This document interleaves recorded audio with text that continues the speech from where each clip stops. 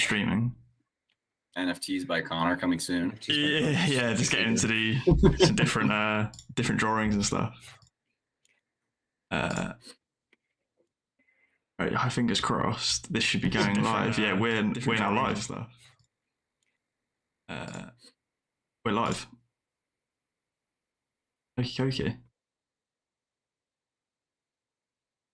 Everyone still hear me? Yes, sir.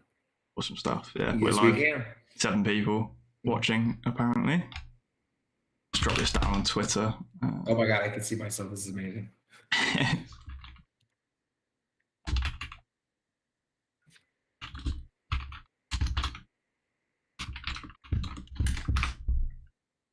Time to log into one of my 4 different YouTube alt accounts. We gotta bot the live stream. Something tells me Google's or YouTube's policy against stuff like that's probably quite stringent. something can't do that. Yeah, exactly. Something buried in the terms, the T's and C's. I did see Mitchell was still in there. Oh damn, dude, we're number 9 on Lunar Crush. Hell yeah, very based. Very cool. Right, people are rolling in. 14 watching. I think we've already beaten. Oh shit! Hi Darren. Hello Darren. I think we've already beaten our milestone from last time. There's a few people in there. Hello Rooter. Hello. Nice. Some good stuff. A few people in there. Brilliant. Where's the live stream link? There we go. Hi Peter. Hi Minstrel. Rise and shine. Yes. Spread the word, guys. We'll be here for a little while, having a bit of a chat. Obviously, we've got, hopefully all of you guys already know everyone here on this call, but obviously Connor, Austin and Alex, don't hate me, Connor. All from Hedera Starter, obviously. Been on the channel before for the previous live stream, which was fantastic. Amazing, guys. Hopefully we'll be talking a little bit more today as well about what they've got in the pipeline, what they're playing at, what they're doing. They're very busy, man. Nice to have a bit of time. Hi, Keela. We got 20 people watching. Boom. We're at 12 likes right now. 20 people, 12 likes. Very nice. Yeah, very good. A bit better than what we did last time. Fantastic stuff. Exactly. Late evening, I think. Jesus.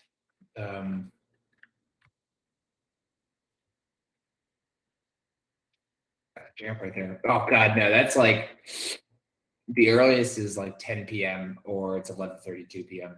Okay. Or it's midnight, or it's 1 a.m. Absolute legend. Thank you, Mitchell.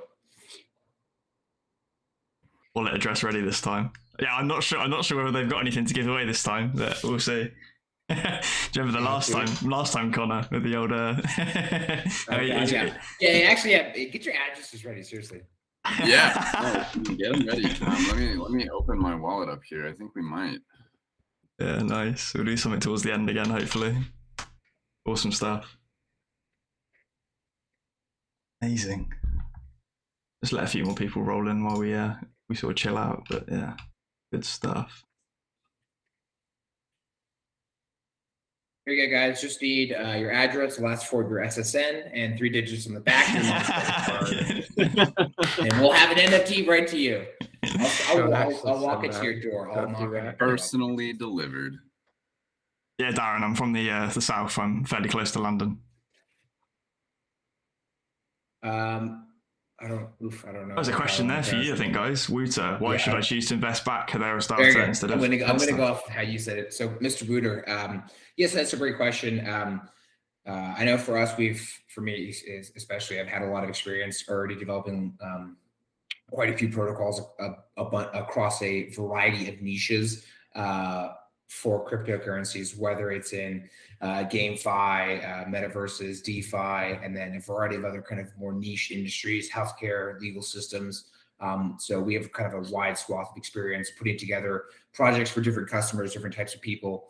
And this includes like bringing projects from, very basic alpha prototypes all the way to, eventually launching their projects and then them IDOing off and being successful. And so I think if I could have put a number to it, I've done about $250 million worth of raises in the past year, back in 2021, And so now I'm kind of bringing that experience over to Hedera. And so I think the big thing to say to differentiate between us and other competitors is that we're acutely aware of what Hedera needs to be successful in the long run. And I hope you would have seen, based off of our YouTube videos, all the tweet interactions, the Twitter lives, especially the Twitter lives that we've been doing with all the NFT artists, all the giveaways and things like that we've done with NFT artists, and all the other article write-ups that we've done, that we're trying to be a wall. We joke and we have fun in our YouTube videos that we're showing our own product. At the end of the day, our whole mission is to ensure Hedera is able to kind of break into the top 10, however long that takes, of smart contract platforms. And so as a launch pad, our whole focus is on launching all those quality projects and then using the experience that we have to really double down and ensure the projects that we're launching are the best out there. And we're all very much focused on Hedera's own success. And so, while we have our own token, we have our own product, and we have to make money and blah, blah, blah, blah, blah.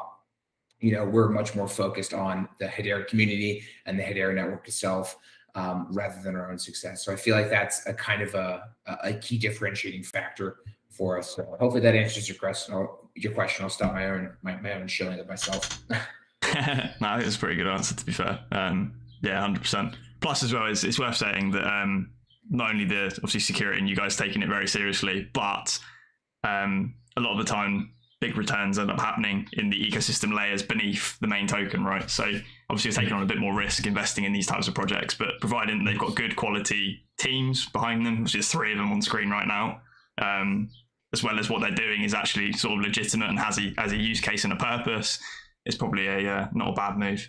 Of course, no financial advice on any of that, but not financial advice. Not financial 100% not. That's the best way to understand kind of where Hedera is at. Yeah. Because you're having, us come out, you have Tangent, you have Saucer, you have HSuite, you have some of the other guys that have announced that are not released yet. But that's the whole big bet is, okay, so Hedera is sitting at 67, maybe 70 million TVL, and that's just through staking with Stater, it's potentially going to be a pretty good deal for you to invest in some of these big projects that are getting ready to launch on Hedera, because you're assuming that, once the news starts to break that things can work on Hedera, then you're going to have a flood of people coming in to invest and to experiment with the chain. So yeah, 100%. Yeah, and that's obviously what a load of the stuff that I've obviously been covering on this kind of channel. Obviously, you guys, the projects that you guys are already incubating, obviously had Metastable on the channel not too long ago, thanks to you guys. You've got other sort of DEX, smart contractless DEXs, like you said, Hbar Suite. It's another one that's trying to push stuff out. Source Swap, of course, tons of different stuff. I think, actually, speaking of HSuite, real quick, let's go look at their Twitter. I think HSuite was having their token sale today. They are. Right? No, it's the second, I think. Double check. I think it's the second, from what I remember. HSuite's, yes, Mitchell. I'm pretty sure it's the second. Because I don't know if you guys saw you had the Hbar token that dropped, and I think at first I kind of thought that was just it was listed as like a meme token that they released, but I think it was actually more of a contract test or a smart contractless test for their platform, which they kind of rolled out, and I think it was quite successful, which is pretty interesting. While you look at that, loving the Hbar and CSPR content. Cheers, Mitchell. Thank you very much. Darren in Newbury, yeah. Newbury in Berkshire, nice, awesome, fairly close to me. Peter's right, yeah, you can store HBarX safely on a decent cold wallet. Not something that I've personally done, but I've seen there is some threads on the Hedera subreddit, I think, talking about HBarX on a decent cold storage, which is great. Peter Aker at HSuite launches in 24 hours. Yeah, I think it is the 2nd of May. 10 a.m. tomorrow. Yeah. Amazing stuff. Yeah, so HSuite's interesting because what they do is they basically hop around smart contracts and do everything in a wallet. So they have several, they already mentioned on their site, they have several kind of controlled wallets, but effectively they build themselves as like a layer 2 is the way you can think about it.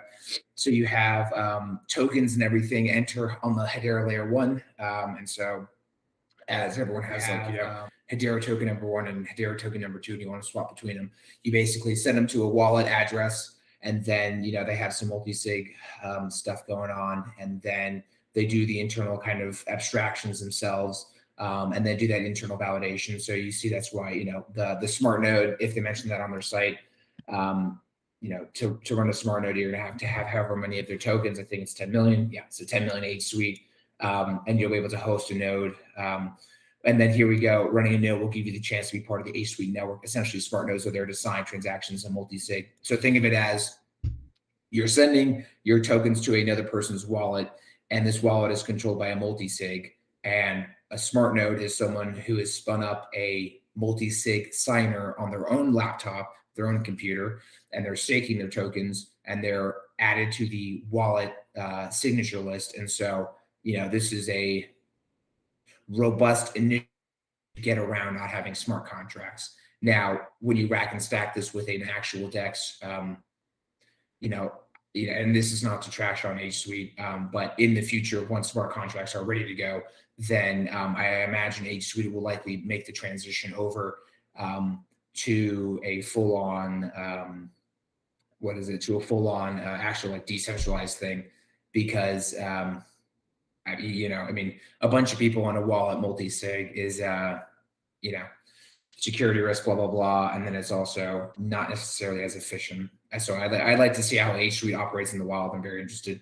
Yeah, definitely. What I remember as well, one of the key things, I can't remember the creator's name, although he took some words from Lehman's, one of his talks, where Lehman said, you know, you could do it without smart contracts, and they kind of took that as a challenge. So I think that's where HSuite's come from in general anyway, was just to answer the challenge from Lehman saying, you know, can someone do it? We think you can, based on what the token service and contract services can do.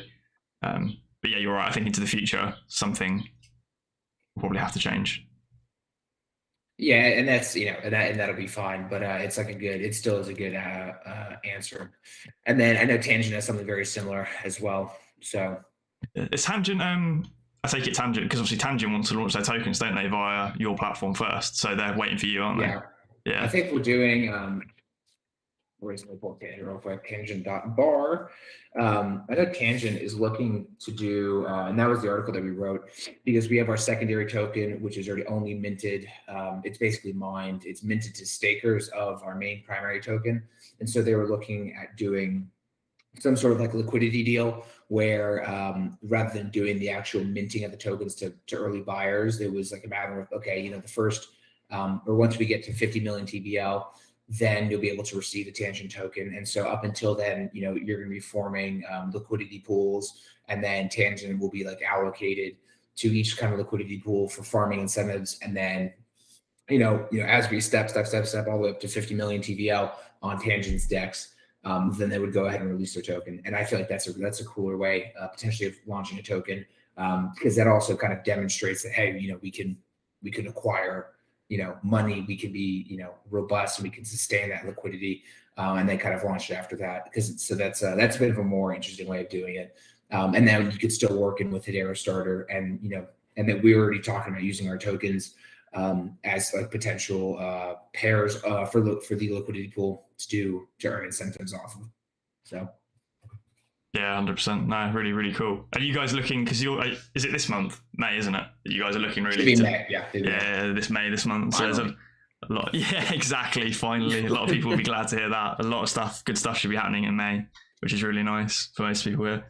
So we'll be launching between the 15th and then the 25th. So one of those days in between there is when we'll be launching.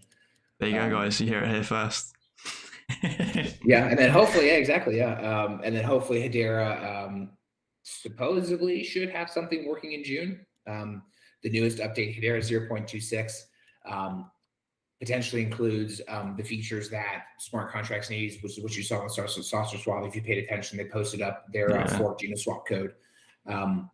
So their functionality, potentially, assuming Hedera has this in the next update, which is due at the end of May, that would happen, and then they would have the functionality. We would all have the functionality to do the necessary features for the smart contracts, and then in June, you know, we would be working. So, because right now you're missing like transfer allowance and some other, I think there's like a few other features for ERC20 and ERC721 tokens. Yeah, so that's But how. if that's done in May, then Yeah, exactly. No, amazing stuff. I guess that's also how Stadia has kind of got around what they've done at the moment. You know, they've managed to launch the platform. Everything's locked. Nothing can be unstaked and they're waiting for the same thing, July. yeah, exactly.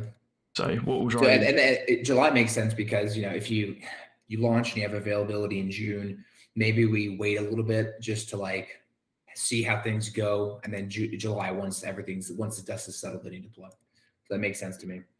Yeah, definitely. 𝗟𝗜𝗦𝗡𝗥𝗥𝗔𝗟𝗦 raised. So I'm currently staking Hbar on Hedera, staking lots of different crypto and crypto platforms. What happens to platforms if they fail? Realistically, if the platforms kind of fail, the tokens are probably gone.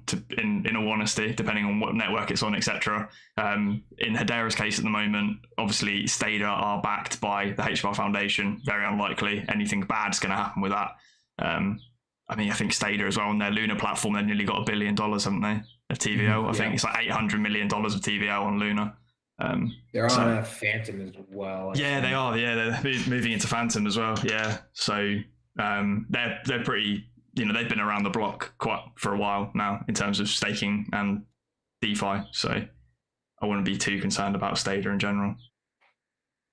Mitch, HSuite 0.025 per coin. Yeah, so 1,000 Hbar, 400,000 HSuite, which is pretty nice. HSuite and HBarX pairs in Liquidity pool would be pretty sick by Raven. Yeah, probably see that as well. I'm guessing Tangent's going to have a ton of different liquidity pools, and then obviously you've got Source Swap and the other dexes as well. Yeah, I'm excited to see the APR abstractions with all the HBarX pairs. Yes. Regardless of who it's with. Yes.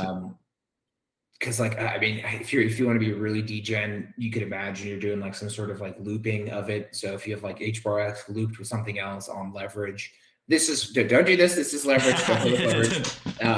But for people who are want to lose their money at the end of the day, doing some sort of like leverage looping with HBarX, you're looking at like, you know, APY north of 100 easily. Yeah, definitely. It's just don't use leverage. You're gonna lose your money. Yeah, that's what happened on Phantom. A guy just lost 50 million. Yeah, bad word. Censor. Danger word. Danger. Yeah, danger word. Literally. I guess a question for you there, Connor, in the chat. Michael Avnin. What's the best way to learn and start building on Hedera as a JavaScript dev who has no Hashgraph blockchain experience? Hashgraph blockchain experience doesn't matter. It's all Solidity. I would say that as long as you're familiar, Michael, with Solidity, and Solidity is really just a derivative of JavaScript in the first place too. What I would do is take a look at a lot of the resources that are already available on Ethereum, and then as well for Hedera. And the reason I say Ethereum is because obviously since Hedera is utilizing EVM, then all of the developer resources and libraries that exist for Ethereum will eventually make their way over to Hedera. And then Ethereum has been around for years, really. So there's just a wealth of knowledge and resources on that end, so that you can learn and try out a bunch of different project ideas and tutorials and things like that. And then take a look at Hedera, because Hedera is going to have peculiarities that are unique to it. And this is just general kind of career advice for any real developer is, Ethereum and the EVM dominates the space.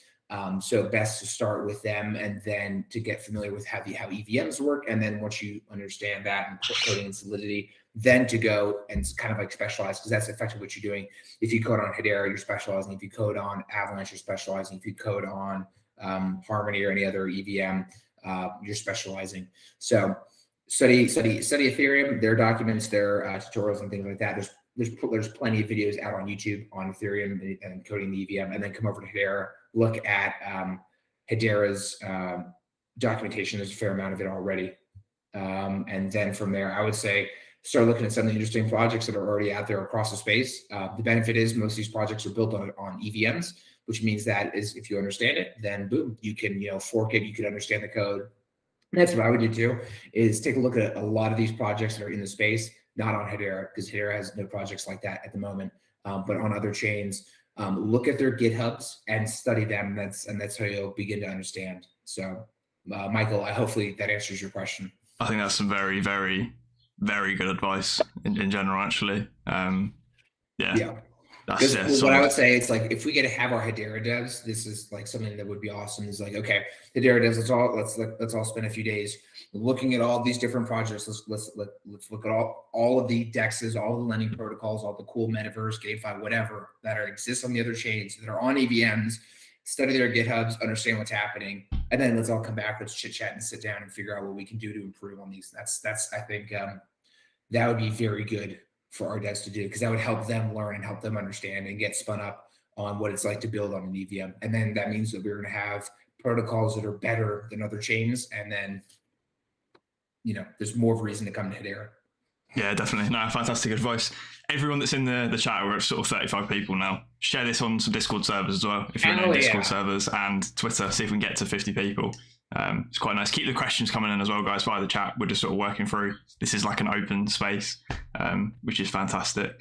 See one from Jerome there. Any concerns on the price action currently? I think all of us could weigh in on this. Personally, from my perspective, no. I'm not particularly concerned over the long term anyway. Majority of the projects are down massively. There's more and more FUD circling recently. It's actually, before we hopped on the live stream, it's something I said to Connor. There's been a little bit more negativity in the comments recently, where people I think are getting upset about the general sort of price action. So personally, for the long term, nothing I'm concerned about. Great opportunity to buy in for me. I don't know what your guys' opinions on that are. Alex, also, do you guys want to answer before I? Yeah, I mean, if you look at every other token in existence, pretty much, like, let's just look at Bitcoin, especially right now. I mean, earlier last year, they were up at almost $70,000, and now we're sitting around 40K. I think last time I looked, maybe high 39s. It happens, things go up and down. Like, this is a long-term play, and everybody, I think patience is going to be a really big thing here. What we're building on, like, it looks really good. We have a good system. I mean, obviously, we're still in the early stages, so there's going to be glitches. There's going to be things that come up that need to be fixed, but that's what happens when you come into a project like Hedera early. So in my opinion, no, I'm not worried about it. I'm definitely with Dan on this one. It's going to be more of a long-term play, but I'm fairly confident. I would say more than fairly confident that over time, as things start to roll out, and hopefully as Hedera starts to kind of push their marketing a little bit more, and we over at Hedera Starter kind of try to spread into the wider ecosystem, I think the more people come and the more TVL that we start getting into the system, it's going to start blowing up for sure. Yeah, definitely. I completely agree. What's your take on it, Austin? I'm pretty good at buying the peaks and selling the dips. Amazing. I love that. I think we all are. I think I'm good at timing the market. So yeah, I'll be honest though. The opposite of what I'm doing. Yeah, you're doing good. No, but it's a fair thing to admit, right? Because it happens to everyone. You think you're buying a dip and it's a falling knife, and it happens. And that's, I mention it quite a lot on this sort of channel as well, is just continuously average in and just be consistent. And there's empirical evidence from equities markets over in the US that literally show that even if you have perfectly timed the dip, you actually end off with better returns if you bought at a mixture of different prices, because you're consistent, and you hit more of those over a period of time. And there's tons of different papers people can research on that, but you have to have the conviction for the long term. That's the key point, right? There's no good you not having the conviction. You see a massive 20% slide in the price of whatever it is, and then you panic.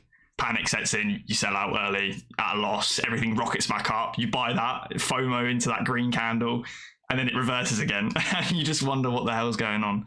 So, Yeah, I mean, it's only a loss when you sell it, right?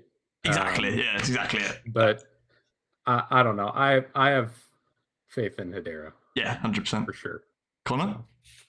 Yeah, so everyone needs to realize where the global macro headwinds are going. Interest rates are rising. We're kind of walking into a recession. China's about to potentially implode at all opportunities, no matter what China likes to say.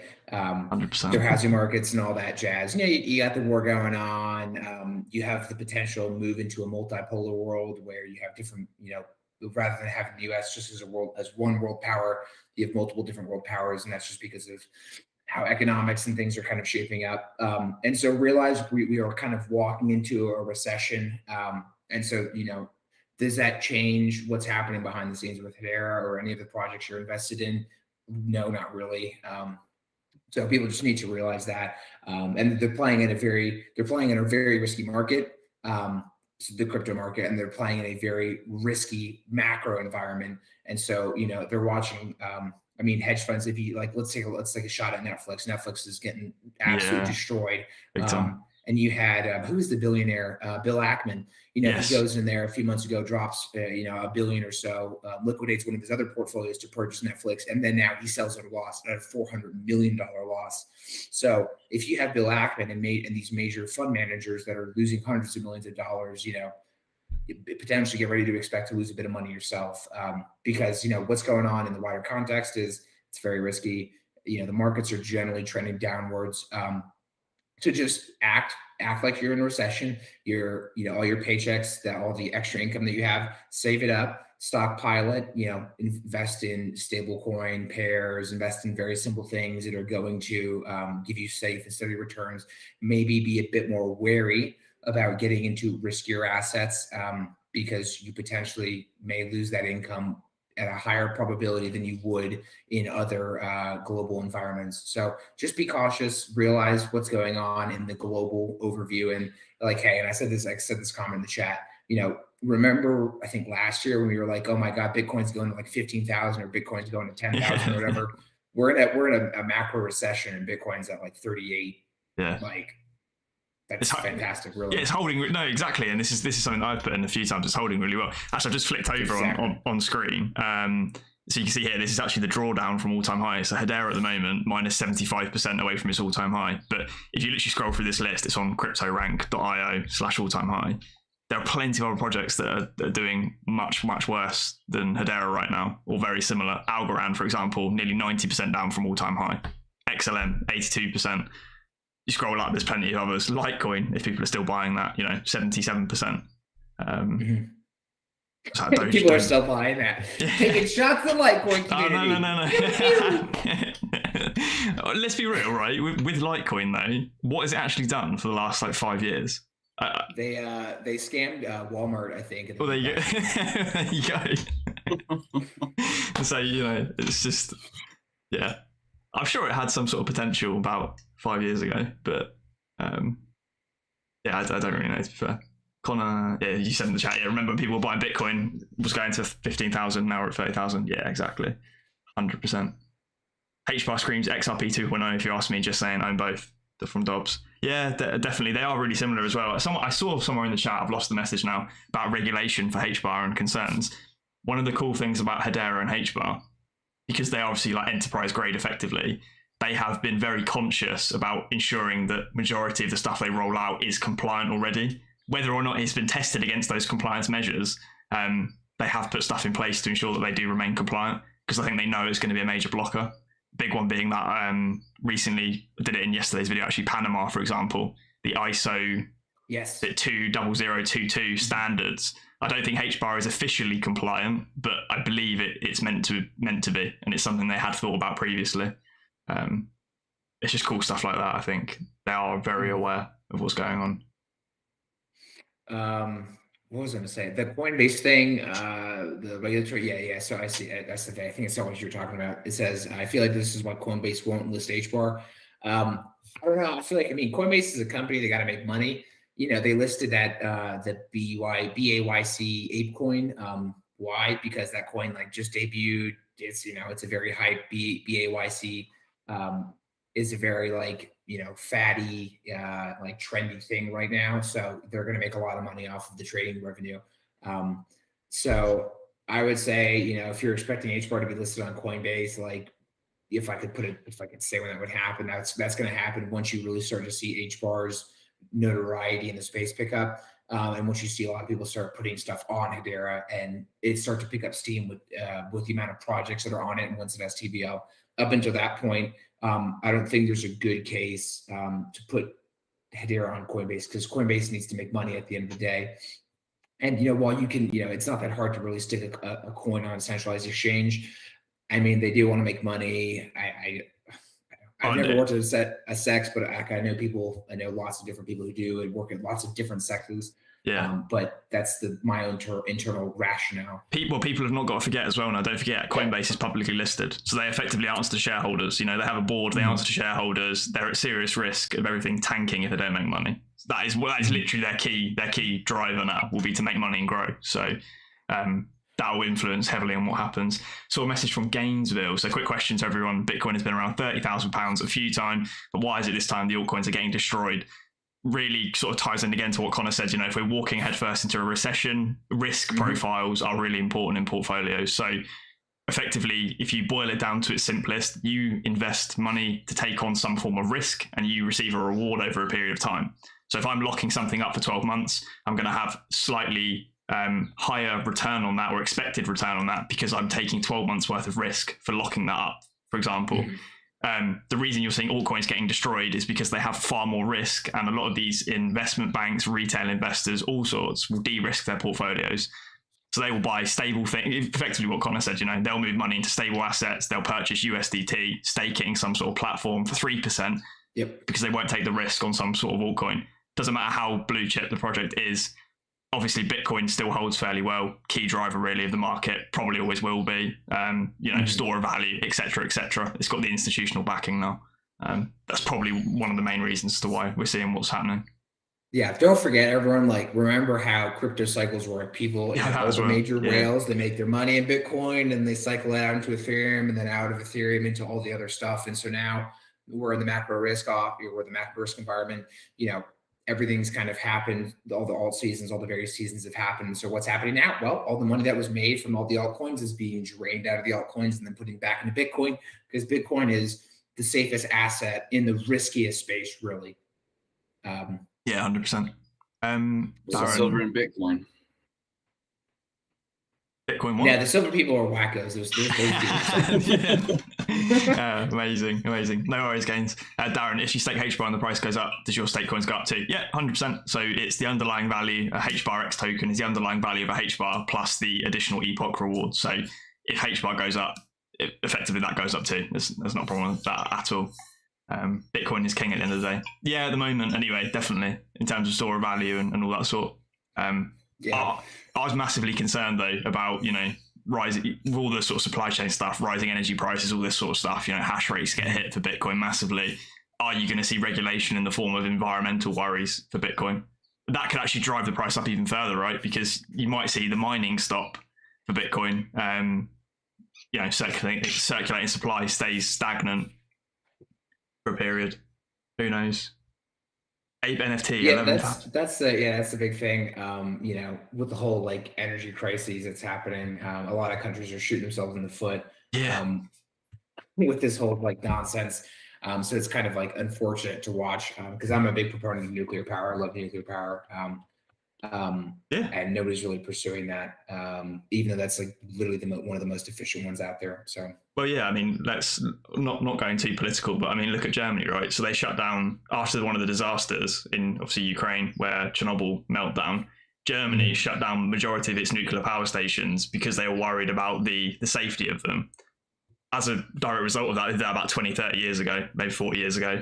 They obviously then had a dependence on Russian gas. Well, look at how that turned out. So, you know, that was a knock-on effect from that. They shut down their nuclear power plants, relied heavily on Russian gas, and then it's caused a bit of an issue.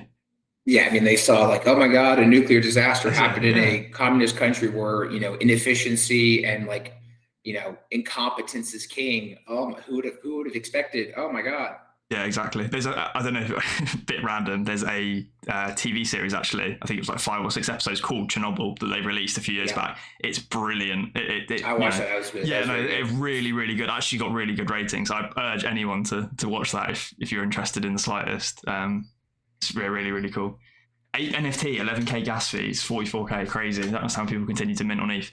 Neither, to be fair. I mean, I did a video talking about using Hashport with DOVU tokens, and obviously they're ERC20 tokens that were then being ported to HTS. And my God, I actually winced at the Ethereum fees for moving stuff around, you know, compared to being on Hedera with the fees on Hedera. Crazy stuff, really, with the fees. It's pretty bad. Oh God, yeah, no, trust me.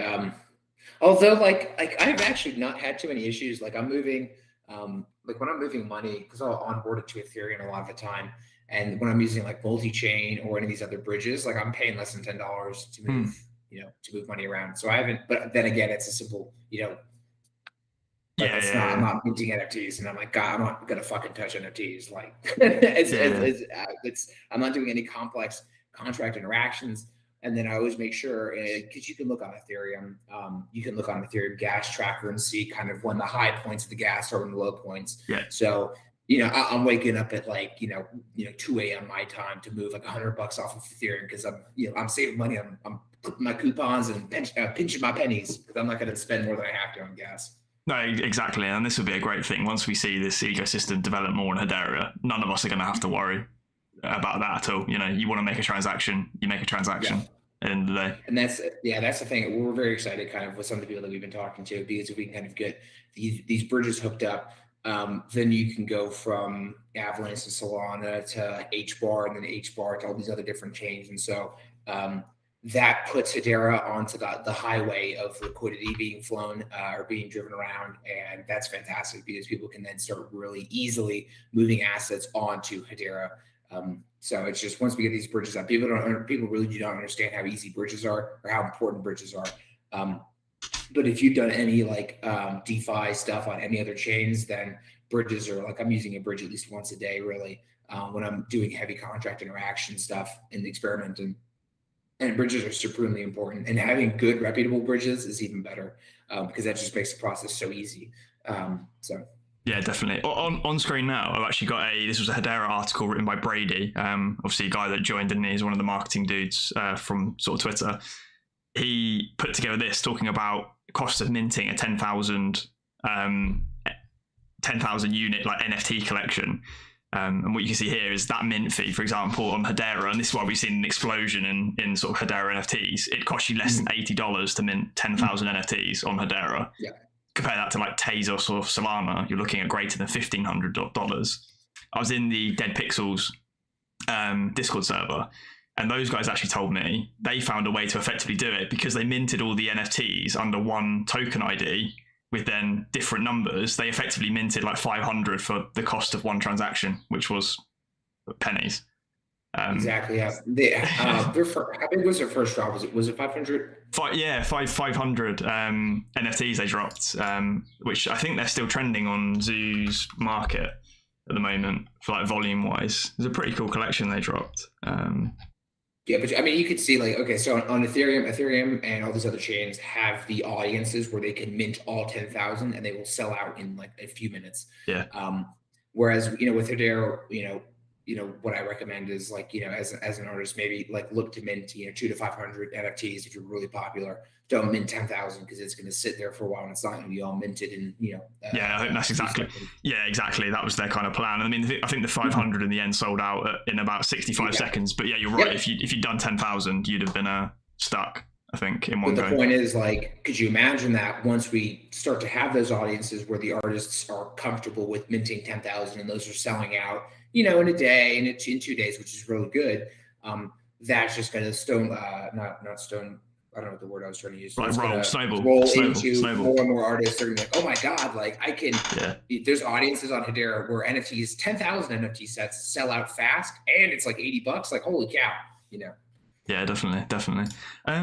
What was that? Jonathan Nguyen, what price can Hbar realistically reach? Our certain YouTubers being dishonest about price. I don't know what people have claimed in terms of price, but I think realistically, I think we all know really where Hbar is at the moment is not its true value by any means or any stretch of the imagination.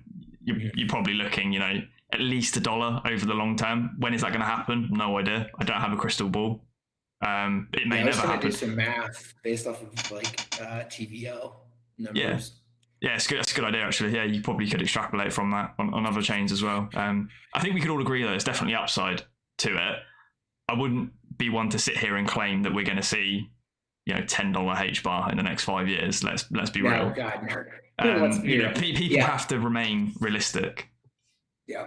So think of it this way. If you go on DeFi Llama, look at a lot of these chains that are popping off, like Neuron specific, Avalanche too, that saw massive or dramatic increases in TVL, then obviously dramatic, price action. These changes happened over at least a year. So if you want, don't take me on this, don't quote me, but if you want to like, put a calendar date, assuming we get, let's say July, this, halfway through 2022, everything is kosher. You can deploy dApps, blah, blah, blah, blah, blah. You can do everything that you can do in another EVM. I would expect from that point a year to really start to see some action just based off of what's happened, where other chains you look at other chains and they say, and this was in that video that I did, you'll see, a year out, they start to get TVL, they start to get that, 50 million, 100 million, and they kind of hang out there for 8 months or whatever, then they pop off. And so that's what I would expect for Hbar. You already have Stater who's there, that's 60 million TVL right there, and we're kind of hanging out here for a bit. I would expect that to happen. We start to get, Tangent, Saucer, ourselves, all these other dApps that we're working with start to deploy. That minimum TVL starts to kind of populate the network. And then over the coming years into 2023 is when I would, at a minimum, kind of expect to start to see some significant TVL action, which then bleeds over into token action. So, the most moon boy, like $1 seems the most realistic because, that's like a 5x in market cap or whatever. Yeah. $10 billion is a reasonable market cap to push to, because Near's there, a few other chains are there as well. And those guys have significant TVL. So. Yeah, exactly. And 100%. Chris, Hbar to 0.1, 10 cents. I mean, I guess it means cents, or even if it's pounds, pennies, but great buying opportunity for me personally if it does go that low. So, Yeah, so, and now you have the staking, so it's like, yeah, buy, exactly. forget, just keep stacking it. Yeah, exactly. And then once you get all these liquidity pools that are farming, even better. You have your tokens, as long as your token count goes up and you're not really worried about, the underlying token price, then there you go. Yeah, no, just a good point. Fair point, yeah. Soul Flipper, barely on and holds their NFTs, kills the project. I think it's the same on Ethereum though, isn't it? These NFT collections sell out and then they're being relisted for 3 times the mint fee straight away, aren't they? No one's really holding NFT collections, I don't think. Yeah. Because I know with like all of my, like the only reason NFTs leave my wallet is if we're doing a giveaway, but like most of the time I'm just buying the NFTs, and I want to at some point hopefully have like, them framed on my wall. But like I don't sell my stuff. But that does seem to be, at least with Solana. I don't know about Ethereum, because I think what happens on Ethereum is like, oh my God, this could be the next BAYC. I'm not going to sell this thing. But on Solana, it's a very kind of like dirty, just, buy and sell, I'm constantly cycling through. So I could agree with Mitchell on that. Yeah, 100%. Speaking of giveaways, we are almost at 50 people.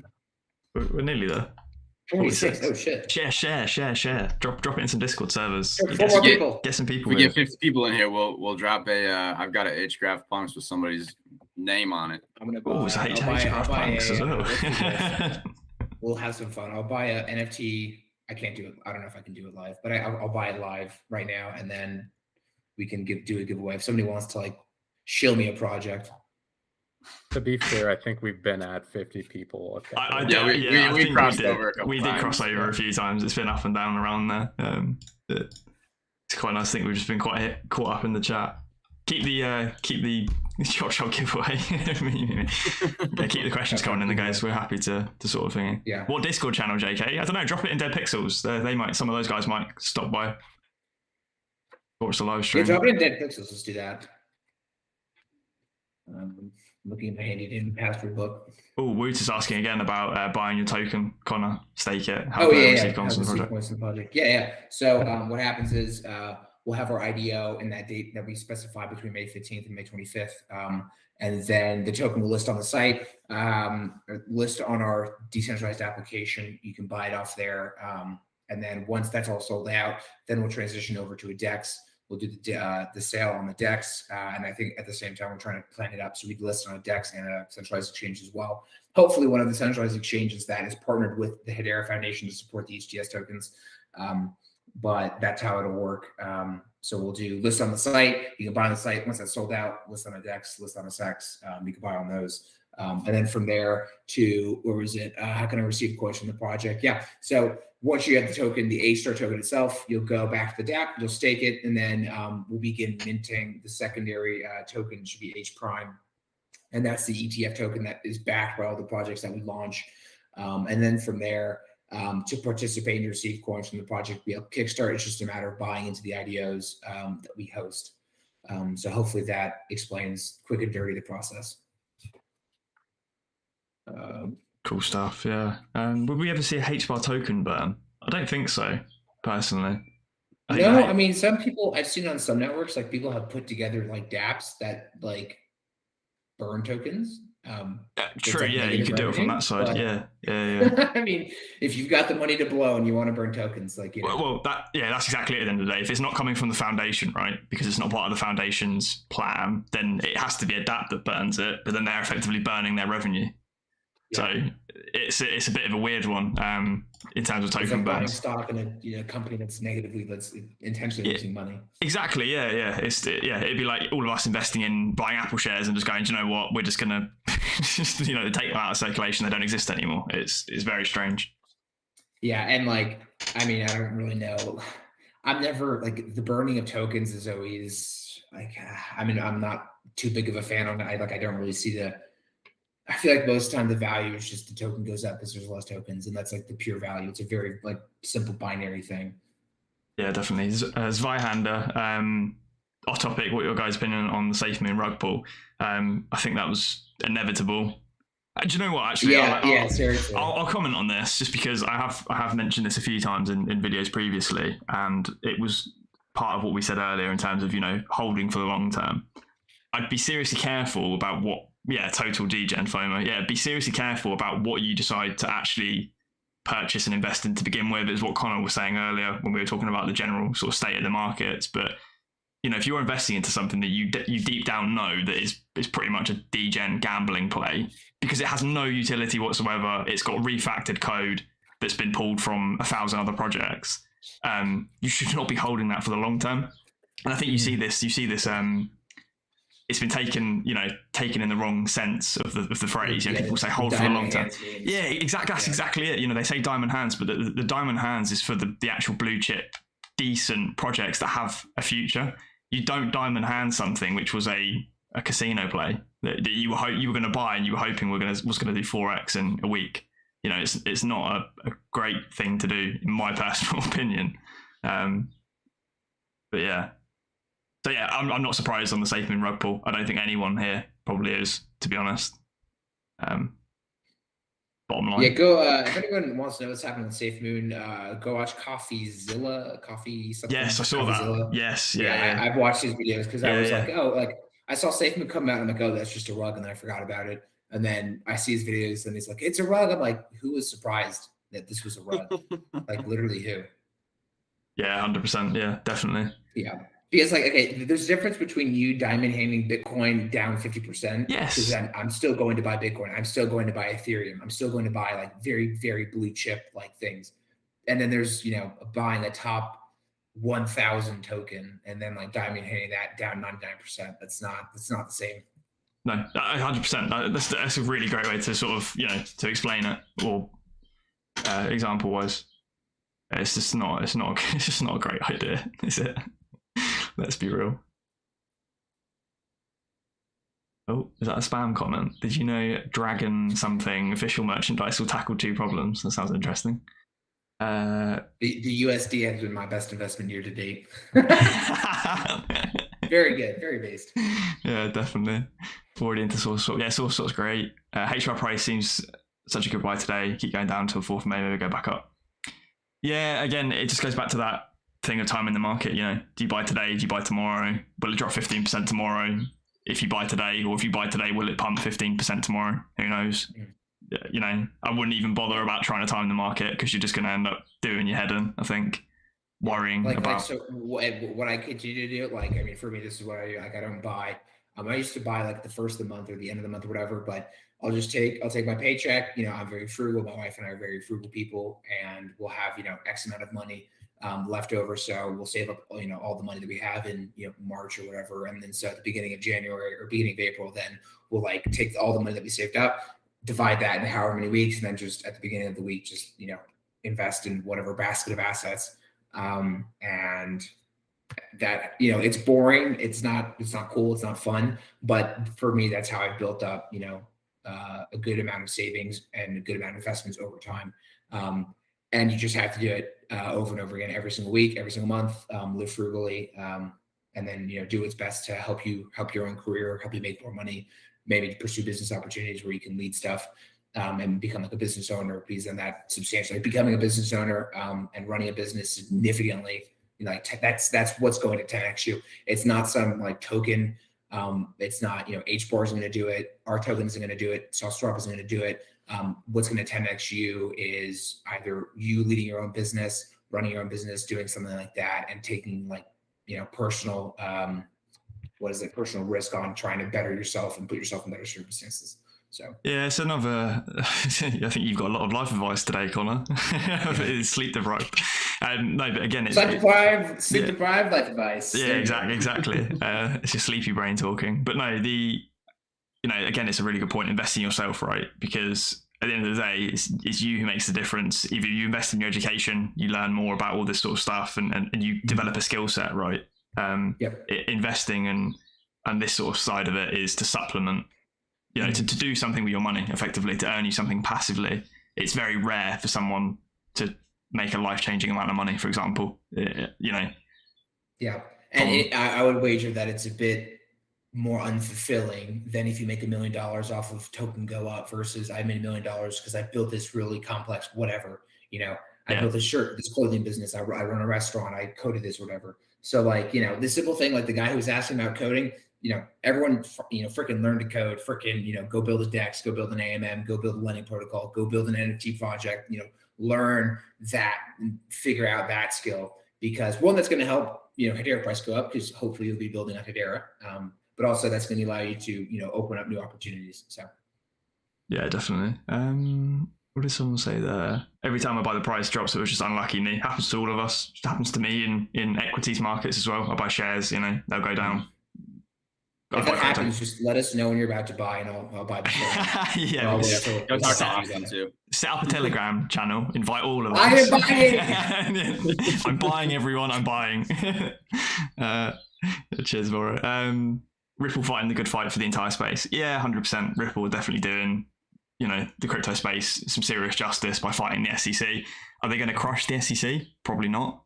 This is the SEC after all. They'll probably win the case or come to some sort of resolution in the end. But let's be realistic here. The US government effectively will find a way.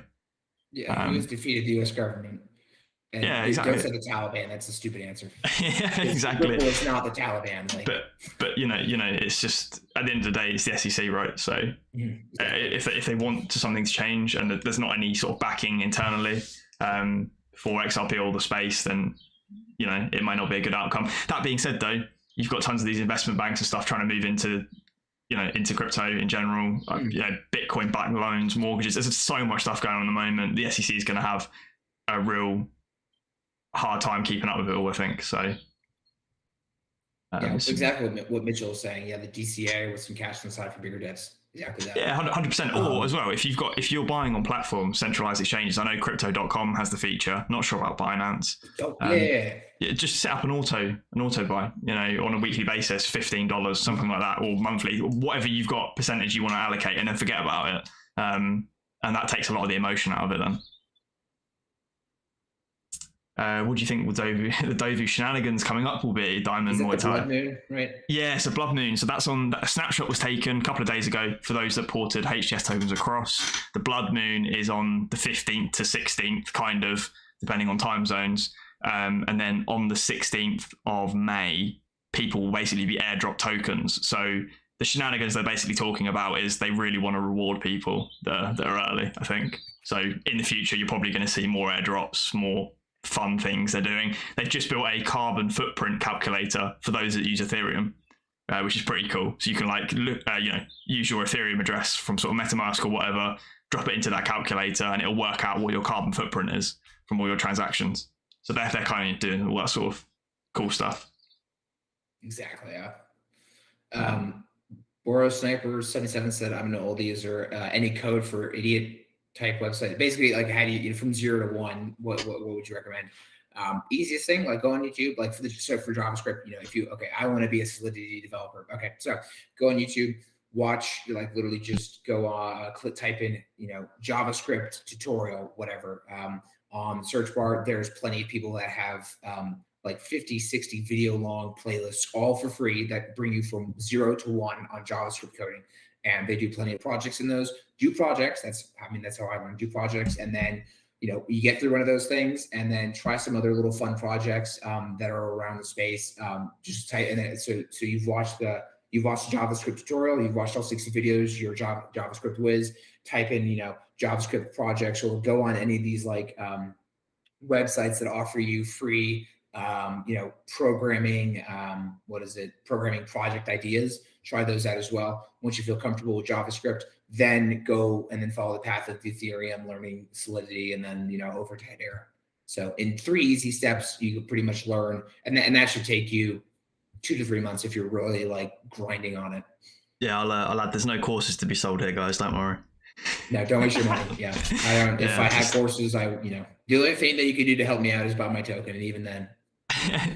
Yeah, so sorry, Connor's right again. There's so much information available online now. Obviously, I put together videos for informational sort of Hedera and like amalgamation, and people are doing it for learning how to code, learning how to do DIY in your house. There's so much stuff you can learn on YouTube. It's amazing.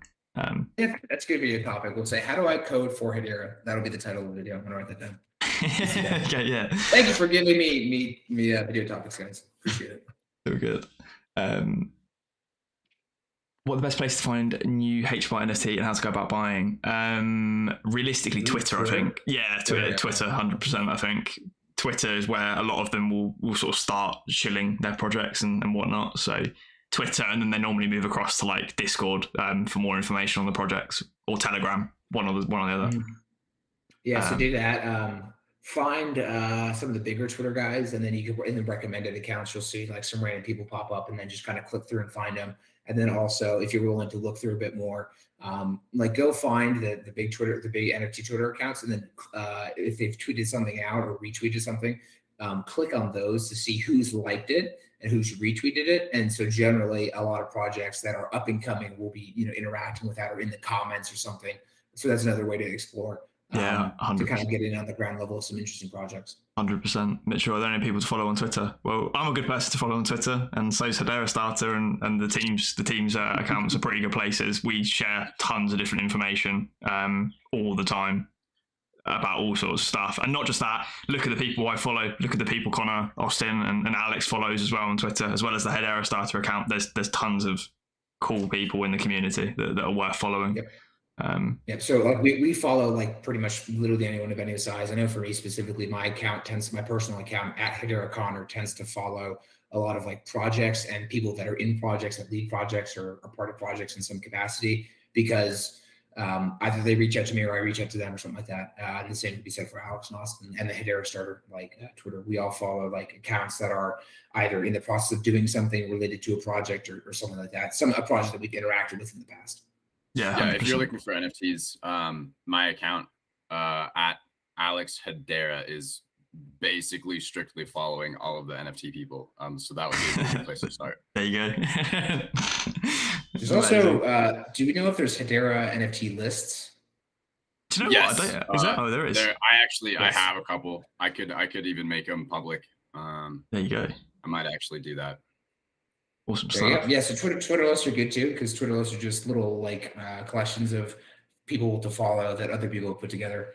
And that's good to use for whether it's application dApps, that'll probably be good, because I imagine somebody's going to put together a Twitter list for all the dApps on Hedera, various different things. So, but honestly, yeah, Twitter's your good catch-all. Yeah, definitely, 100%. Yeah, Twitter's amazing. Gainesville, DevPixel NFT, was it actually doing any benefits for having it? No, I don't think there's any benefits yet. The guys did talk about some sort of utility for the project, maybe down the line. None of that's confirmed. Just some cool art at the moment. And Boris I Snapper. love the pixel stuff. Yeah, really cool stuff. Boris Snapper as well. Interested in DOVU. Ethereum puts me off. Yeah, I'd probably say steer clear at the moment. If we're only a couple of months away from DEXs, and you're not really interested in trying to port tokens and use Ethereum, just wait, and then you'll be able to pick it up from the DEXs. Tangent, Source Swap, HSuite, probably all of them are going to have the DOVU HTS token. So I wouldn't worry about that. Thanks, Mr. Foster. Appreciate the follows. Yeah, so the Boris Cypher said again about being on Ethereum puts me off. Yeah, so like for us, like so here we go. Here's groundbreaking news. We are launching on Binance. I'm gonna say it again. We're launching on Binance, so I prepared for all the hate to receive from that. But what's going to happen is we're trying to work with our bridge friends over at Hashport and some other people to get it set up so that it's easy to go from Binance over to Hedera. Yes. And the reasoning behind being on Binance is why Binance is relatively cheap, significantly cheaper than Ethereum. Yes, yeah. But also for me, and this is my own understanding as being a DeFi degen, but Binance is a good like center spoke in a sense. Ethereum to some extent offers or is a good center spoke in the wheel of chains connecting to it, but Binance more so because it's so much cheaper. And it connects to pretty much nearly every single other chain out there. There is some sort of bridge connection to it. And so the whole goal is to begin shilling on with Binance and across all the other platforms that can link off of Binance to attract people over to us, to then funnel them over into Hedera. And so by operating kind of on Binance, that gives us the ability to capture those audiences that are not native to Hedera, because the whole goal with what we're one of the main goals is attracting those non-Hedera native audiences. So. Yeah, actually, talking about center spoke, really, if you look at the explosion we saw in DeFi, majority of that was through Binance Smart Chain with like PancakeSwap and all the stuff they were doing, launching, and they really kickstarted that last year and even 2020. That was the year of the Binance Smart Chain. Yeah, I remember when Binance was like 10 to 5. I remember that. I was like, holy shit. Yeah. I didn't buy any. I wish I did, but what are you gonna do? It was, it was that crazy sort of time over there. And, the Binance Smart Chain is obviously still very good. But yeah, if you can nail that integration with Hashport, that's the real downside at the moment. So DOVU was the same thing, Binance Smart Chain and ERC20 tokens, but Hashport doesn't natively support BSC. So you'd have to use a bridge to go from BSC to Ethereum. You're eating Ethereum gas fees to do that anyway. Yes, if you guys can nail that, I don't think there'll be any problems at all, realistically. But it'd be nice to have. Yeah, wait for us. So we had a discussion with Hashport. I'm not sure how much I'm allowed to talk about that. But we had a discussion with Hashport, and so one of the things we're looking at is BSC and getting something spun up for that, because we realize Ethereum is an EVM, Binance is an EVM. An EVM to Hedera, whether it's Binance or Ethereum, is rather easy to do. There just needs to be the push from up top, from the Hashport leadership down, to want to pursue a Binance launch. So it may be something where we have to go and deploy on Binance to generate and show that there is people that are on Binance that would like to go to Hedera for the Binance bridge to follow. So 100%. Good question here from 𝗟𝗜𝗙𝗡, actually, which we can all answer. How long has everyone been in crypto, and what are your best gains from what coin? So I've been in crypto since early 2017, late 2016, very lightly though. So I was around when Ripple actually had its all-time high. And I was actually invested in the project when it had its all-time high. One of the best projects that I actually received gains from was during that bull run, and it was Tronics. Oh man, wow. And that went nuts at the time with I can't remember his name, but he was like one of the underlings of Jack Ma over in China, like really wealthy billionaire in China. But yeah, that was one of the biggest gains that I'd ever seen. It was hundreds and hundreds and hundreds of percent at the time, which I've not quite had just yet. But yeah, what about you guys? I've been in crypto, same thing, like 2016, 2017, because I was in college at the time. Yeah. Probably this bull run in Cardano. That was a nice Cardano, one. Yeah. I think it was like sub 10 cents to like $3 or whatever it was. Yeah. So there you go. That is not half bad. Yeah, no, same for me. 2016, 2017, I would say. I was either a freshman or a sophomore in high school, actually. And I'm kind of with Austin here. My luck has not been great. So I've had a really nice habit of buying at the top and not even necessarily selling at the bottom, but definitely buying at the top. No capital gains taxes, though. That's the benefit. Yeah, there you go. Super simple. You have to make money for that. IRS, I've only lost money. What about you, Austin? not a whole lot of crazy gains or anything. Fair enough. That means you're started less around- risky. You're less of a degen than maybe me and Connor are, perhaps. Yeah, I purchased Bitcoin around 2018, but not a whole lot of it. Yeah, I bet you kicked yourself on that one. Yeah, definitely. Yeah, I think put a my lot. money into other stuff that I should not have. I think a lot of us do that though, right? Like we've all been there, and then I think actually because we've all been in around since the same sort of time, so going on for maybe 5 to 6 years in this sort of space, and we've all probably realised you can chase some random project and make nothing from it, but the ones that you invested in 3 years ago, suddenly you're up 1,000% randomly, and you didn't think it was possible. So when I do DeFi, when I do my stupid DeFi degen stuff, like I'm playing with maybe $100. Oh yeah, 100%. Yeah, they're casino plays. Because it's like I've lost so thousands of dollars just doing stupid stuff, or like having like whether it's contract issues or it's just token go down because of something, like I'm just whatever, just DCA and everything else. Then here's like $100. This is my casino money. This is $100, so I can go throw at pardon my language, like cum rocket or something. No, you're Binance Smart Chain. Yeah, loads of those. On Binance Smart Chain. Yeah, they were. It was the Binance Smart Chain. Yeah, I was there as well, mate. That was 2020, early 2021, wasn't it? So many projects, and that was where SafeMoon came from, right? But people had to know that you were effectively gambling. Like you weren't investing in a long-term project at all. Which is the biggest difference, right, between those projects and what we see on Hedera. Like the majority of these projects we're seeing on Hedera at the moment aren't degen plays yet. We might see that next year or whatever once the actual infrastructure's here. These guys are building infrastructure projects. Very Hbar, was Hbar a degen project? I think so, really. That was definitely a meme token. That's got no utility. It was really to test, I think, HBarSuite's smart contractless system that they're building. That 100% was a meme token with no sort of utility to it or anything. Mr. Sun, that was it. Yes. From Mr. Sun. The showboat. Showboat, yes. Yeah. Peter Krat had a question. We're to start how to create NFTs for a set of oil paintings. So I think I had a comment. I said, so try to figure out how you could digitize the oil paintings and get them in like a PNG or a JPEG or something on your computer. And then from there, you can pretty simply, like, I think go to Hash Accesses, who has like a mint option where you can like upload the digitized oil paintings onto the site, onto their minter. And then you can choose to do like either a launch pad or directly list on the site. So you potentially could do that in like less than 10 minutes, maybe. Like if you have the NFTs already digitized or the photos. So it's a pretty simple way to do it. Definitely. Any more questions? I think the chat's slowing down a little bit now. Still got nearly 50 people watching though, which is we did cross over 50 again. So maybe it's time for. Yeah, let's see some of those wallet addresses in here. Oh Jesus! And let me see those addresses, boys. Get them out! Oh God! Make sure it's just the OO number, not a private key or something daft like that. Let's see 12 words, gents. No, I'm kidding. Crikey. I want to see those 24 word seed phrases, please. Yeah, Alex, do you have this? Because I like my I have to reset my internet every 24 hours, and I realized that I just lost internet connection. So if I disconnect from this chat, I have to restart my computer. Okay. Okay.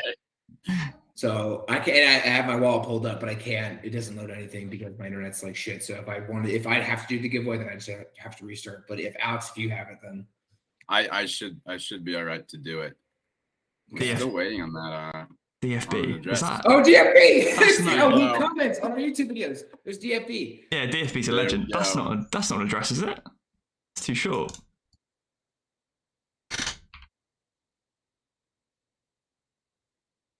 Does he have to associate? He has to associate the token, though, right? He does. Yeah, you have to put the token in the chat. Is that actually an address? We've seen one or two that is that short before. Can't find it on token ID. I think he's missing All right, let's see. I'm dropping this token ID in the chat here to get this bad boy associated. Okay. Voyager is delisting Bitcoin Satoshi's vision. Oh, that's not ideal. Who is that? Is that Craig Wright? Yes. They're gonna get sued. Yeah, Alex, you gotta give him the token ID. Yeah, I popped it in there.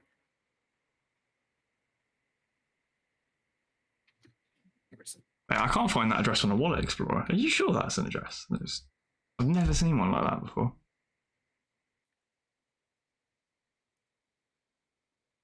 Are you sure you put it in there? I don't see it in the chat. Yeah. I don't see it.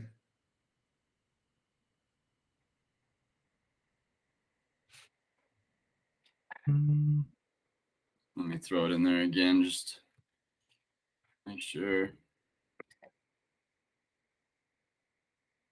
I just popped it in there again. Can you guys see it this time? I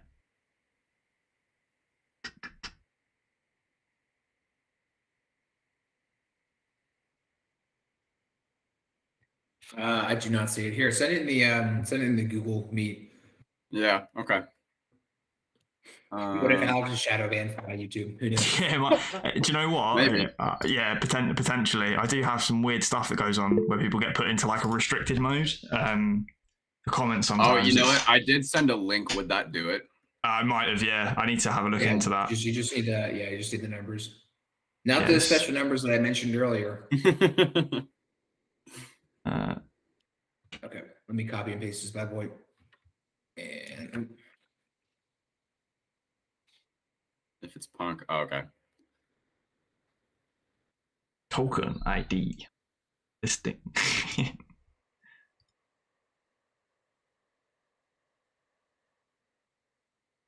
DFP is making a strong case. Oh, you know what? We're gonna have to do a secure trade on this one. Actually, it looks like so. Well, I mean, DFP is already in the chat, so if you want to try that, yeah. All right. Ooh, well, Johnny. some owners have to say in decisions or is it governance members? Do you think he's? I assume he's talking about HederaStarter. Yeah, I think he will be. I think that's a question for you. So, yeah. So ideally, yes. We have two things: the HDAO and the HPAD. HPAD is your typical launch pad. You stake your tokens, project launches. HDAO is where the incubation happens. And that is where, we're actually incubating projects. So we have all the members that are staked into the HDAO are able to participate in the pre-money rounds, the seed fund, the seed rounds, private rounds is extremely lucrative. Normally only VC rounds, but that's the whole point of HederaStarter is to get people to have access to those rounds. And so whether or not you're participating in the HPAD or the HDAO, you're going to have access to the governance decisions. And so we have a bunch of unique mechanics like the HDAO and like our secondary token that will hopefully give people who want to participate in governance unique things to try out. Because, and I'll use our, so with the HDAO, what happens is the HDAO decides and votes ultimately on whether or not they want to accept a project to be launched in the HPAD. So there's an opportunity to kind of participate in governance. If you don't want a project, if the community decides that maybe we don't, we've incubated this project and maybe they just aren't what we're looking for, we don't want to launch it, then they make the decision and they vote on that. Also with the H prime token, which is that ETF token, which is designed to be backed by all the project tokens that we launch, then we're looking at kind of what we can do with that, allowing NFTs and kind of other project tokens to be manually added to the backing of that. And so, maybe we have a governance vote that's designed around, we have an NFT project or whatever that's up and coming, or an NFT project like Dead Pixels or something that's very popular. And maybe some people would like us to use funds to purchase some of those NFTs to store in a vault that underlies the value of the token. So that's kind of a governance vote at the end of the day. There's lots of different things that you could potentially do with governance that a lot of people really don't try to do. So it's kind of up to everyone what they want to do and what they want to pursue. Yeah, lots of different avenues. Connor, really quick, I shot that secured trade.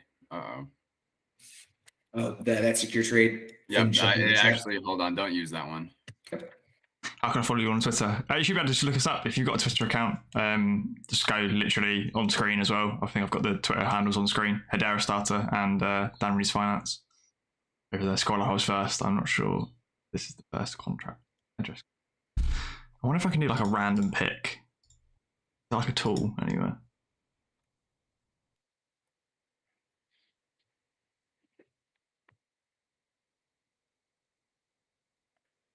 There is a giveaway. They were looking. I might. Sorry, guys. My hatchback is having a seizure or something right now. Hatchback crashing. Rip and bees. I wonder if I can do a. All right, let's see if it'll actually generate another this time. Let me know when I need to share it with them. Yeah, it's saying that there's an identical schedule already created, so it won't even let me. So you're gonna have to wait 30 minutes. So that Cool. address, that code that you posted, is that for the previous trade? That was for the previous trade, yeah. Okay, so would that one work? It said that it failed for some reason, so probably not. We can give it a shot if you want. And whose address did you use? DFB's? Yep. Gotcha. DFB, if you're listening. I'm not convinced that DFB's address was correct because I can't find it on any of the explorers. And Alex, did you put that address to that 4-digit? Yep, I threw it into the secure trade. As far as Kabuto, Explorer, and Dragon Glass are concerned, that address doesn't exist. Okay. That's interesting.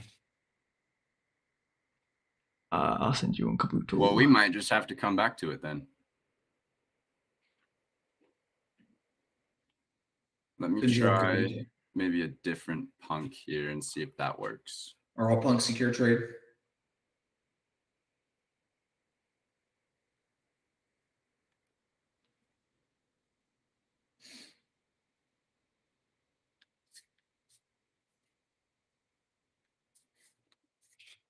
It is looking that way. Okay. If you want, we can just save them and then contact them after we already have. Yeah, let's do that. I don't want to hold you guys up anymore. That's good. Yeah, so good. Scroll 2 comments on DFB. I think Mitchell was actually first somewhere. Yeah, she put. I was looking for it. I didn't see his. Unfortunately, I can't do a random pick on a live stream chat for some reason. Tools want the video to be released for me to pick a random comment, which is rather annoying.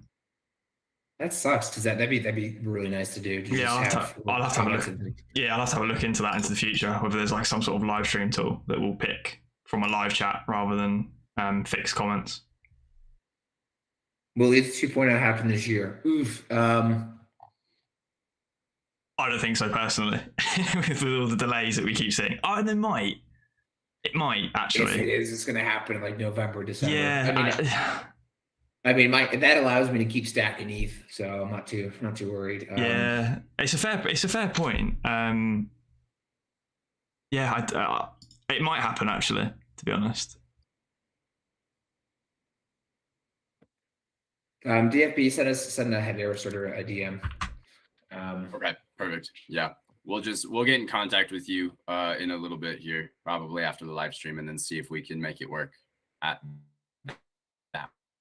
Yeah, definitely. I just don't want to hold up everybody here. That's okay. I think we'll say then DFB was the winner. 1 AM plus gonna bull. Cheers. Yeah, cheers. Yeah, Mitchell. I was looking for.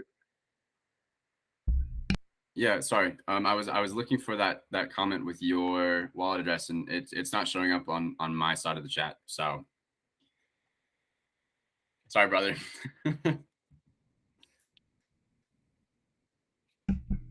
Awesome stuff. Close second or yeah. Hopefully we'll do some more in the future. Hopefully we'll be doing another live stream again, a couple of weeks or something. But like we said, we did. I can't remember what we did with the last one. Was it 8 weeks ago? Crikey, I think it was. It was quite long ago, wasn't it? It was a while ago. It was a little while ago. We could potentially do a live stream on our launch. Yeah, that sounds like a plan. To be fair, that'd be interesting. Definitely, I think people will enjoy that. So. For sure. Right, I think we're at a natural break point. Yep. I think it's just slowing down a little bit. So hopefully everyone had some fun today, just chilling out with us for like what, an hour and a half, nearly, maybe hour and 20 minutes. Hopefully we spiced up your Saturday or Sunday, whatever day. That's exactly it. Yeah, hopefully everyone kind of enjoyed this. Like I said, probably do something like this again in the future. This is not the first time we've done it, and they're always good fun. Maybe for your launch, we'll do something. Maybe there'll be some more giveaways. Who knows? Exactly. In the future, hopefully maybe allocation giveaways will go up. We'll see. Ooh, voice crack. We'll get a bit tired now, I think. Awesome. Thank you all for sort of coming today. Really appreciate it. This was slightly better than the last one, which was nice. A little bit of a smoother process as well. So yeah, I think we'll end it here, guys. Thank you very much. Cheers. We'll see you again soon. Thank you, sir. Cheers, guys. Appreciate you guys a lot. Thank you very much. Enjoy the rest of your weekend. Yep. Cheers, lads. Bye. Cheers, lads. Bye. Bye. Bye. Bye.